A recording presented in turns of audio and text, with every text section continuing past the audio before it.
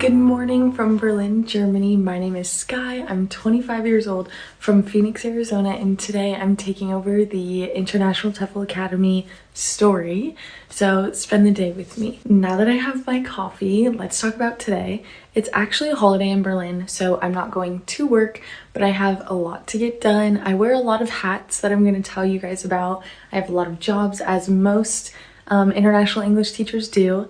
I'm going to show you some of my favorite spots in Berlin, and I'm going to answer your questions. Let's spend the day together. Before I get up and moving and out of my house for the day, I thought I would tell you a little bit more about myself, why Germany, how I got into international English teaching, and just how I ended up here. I actually got into international English teaching because my grandmother was an international English teacher. She did it while I was growing up.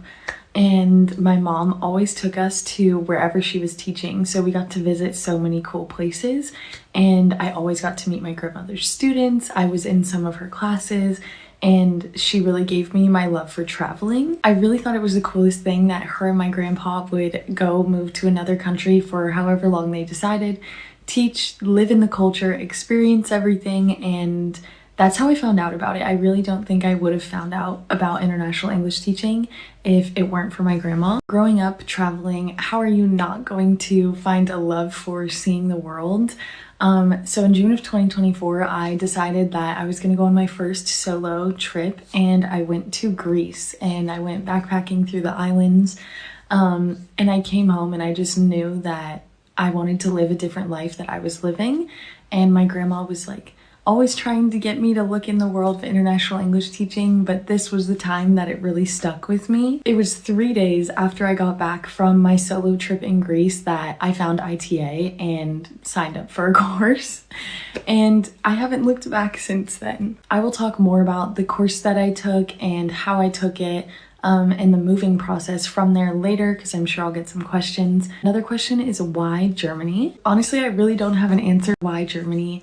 I knew I wanted to be in Europe, and when you're looking at places to move, it can be really overwhelming. ITA has the best information lists on every single place you could ever imagine.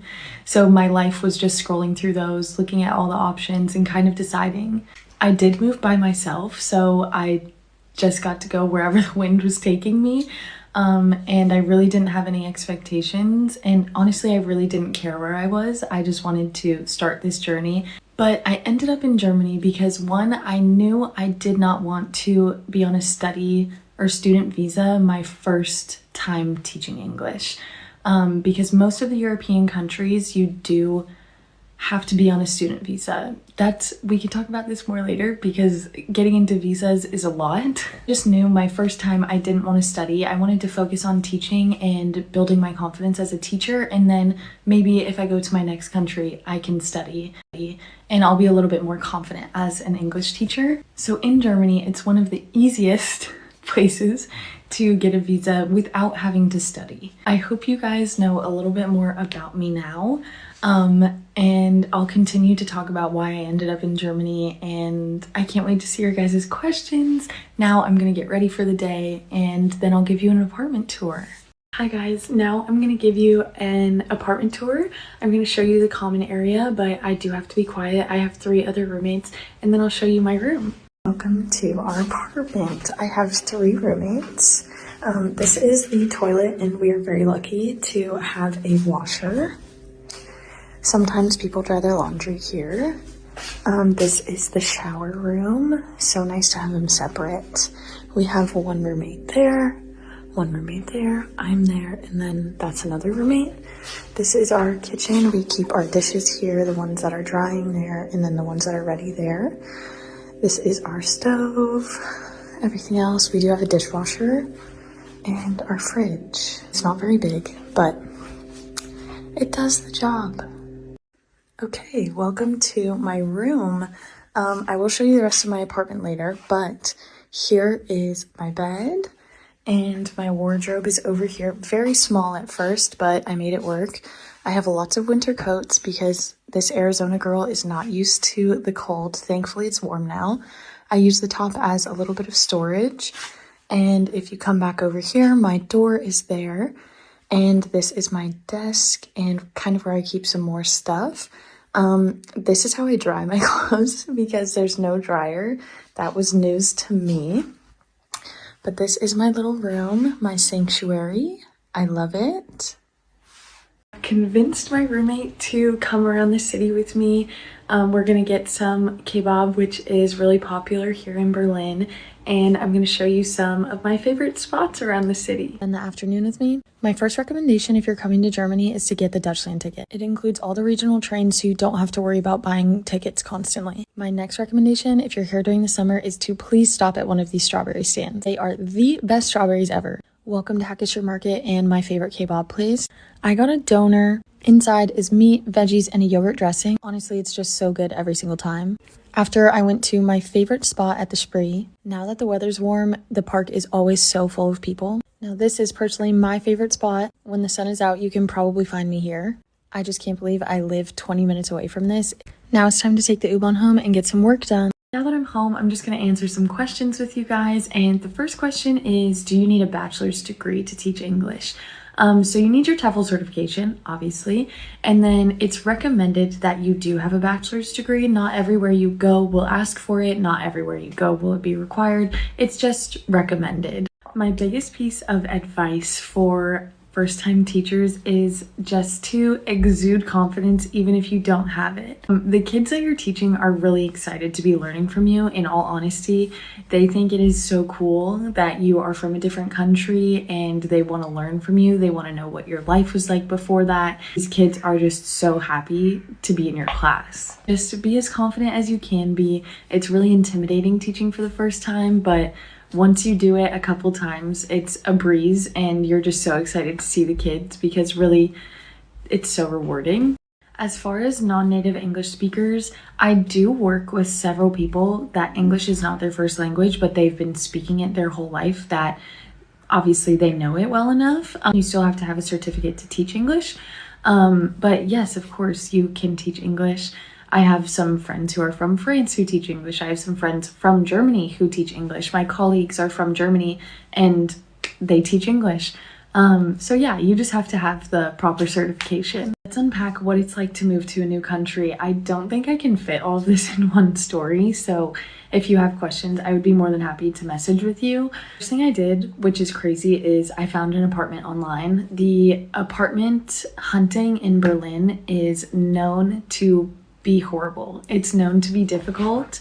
I was really lucky in the second apartment that I looked at.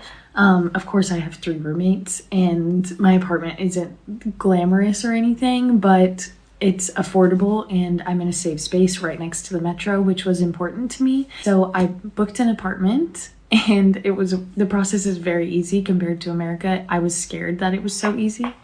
And then I booked my flight. I sold almost everything I owned and left what I didn't want to bring with my parents in a few boxes. And I packed up 3 suitcases and moved just maybe 2 months later. But when you're moving to a new country, regardless of if it's Germany or not, just make sure you have a checklist. Know what you need to do and when you need to do it by. Things like registering your address, applying for your visa, getting all of the paperwork. So that's my biggest piece of advice, is just doing as much research as you can before you leave, knowing what you need, and crossing it off as fast as you can so that you're not missing any deadlines. And I hope I answered that question. I'm going to tell you a little bit about my job. So most international English teachers teach more than one job. I promise you, any international English teacher you meet, they will have more than one job. One of the most popular jobs that I learned about very fast when I got here is English summer camps, and that's actually the bulk of my work. So I work for 3 different camp companies. They do summer camps and a few holiday winter camps, where the kids go to camp for a week and you just teach them English. Some of them you have lessons, some of them you don't do lessons. It's just based on English immersion and speaking with them through experience. This one is so fun to me. I was very lucky to grow up going to summer camps in the US and I loved them. So now that I get to be on the other side of that and I'm getting to see beautiful places in Germany, while teaching English, it's really amazing because the camps are all over Germany. They're not necessarily just in Berlin, but that's been really fun, and I've gotten to do a couple camps with some other ITA alumni. I have 3 camps jobs, and then I teach English online for VIP Kid. It's been just filling up the other time that I'm not teaching. I just use it as a filler. It's definitely not a primary source of income, but it is great to fill up your time. And then I teach English for corporate professionals who need English in their day-to-day business lives. And that job is in Germany, but it's all remote, which is really nice, so I can do it from anywhere. And then my last job is I'm a nanny for 2 families here. And one of them is actually from America, and they're moving to my home city, my home state, which was crazy when I found that out. But I love being a nanny. I do that during the week, Monday through Thursday, every single day. It's probably my favorite part of my day because I just love seeing the kids. Now that I've built a relationship with them, that's also just another amazing job. Those are my 4 jobs and then my 2 nanny jobs, but kind of crazy how you can balance a schedule when you're teaching English. I was really nervous about this, but it's just so rewarding. I love it. Hi guys, I just got done working for a few hours. Sorry, it's dark out now, so we get my bedroom lighting. But I just wanted to answer a few more questions before I sign off for the night. So personally, while I was taking my TEFL course, I was working a full-time job, as a lot of people are. I decided it was best for me to take the online self-paced course just because I was working a full-time job and didn't have a schedule that could really work around me going to school. Now, while I was doing the TEFL course and working a full-time job, I was planning to move to a new country, researching countries, researching what I had to do. I was selling almost everything I owned while simultaneously packing. It was a lot. It was very overwhelming, but it's doable. I wouldn't say the TEFL course was hard. It's just a lot of information, but it's all information that you will need. It's useful. It's the most helpful information that I still use to this day. I have a notebook that I still use. Okay, as far as the visa process, I am on a freelance visa here in Germany. I arrived in October and applied for my visa on November 3rd. You have 90 days to apply for a visa. I just wanted to get on top of it so that I could start working. I didn't hear back from the visa office for my appointment until December 16th. So five plus weeks, and they told me that my visa appointment was April 10th. So I literally just got my visa about a month ago now and have finally been able to start working. With that being said, I was here for 6 months not being able to work, and unfortunately I still can't travel because my actual card doesn't come until June 26th, so that's when I can start traveling. But I am allowed to work now. During the time that I wasn't allowed to work, I was visiting Germany, I was reaching out to companies to work for, I was staying busy. But just be prepared, it's a long process.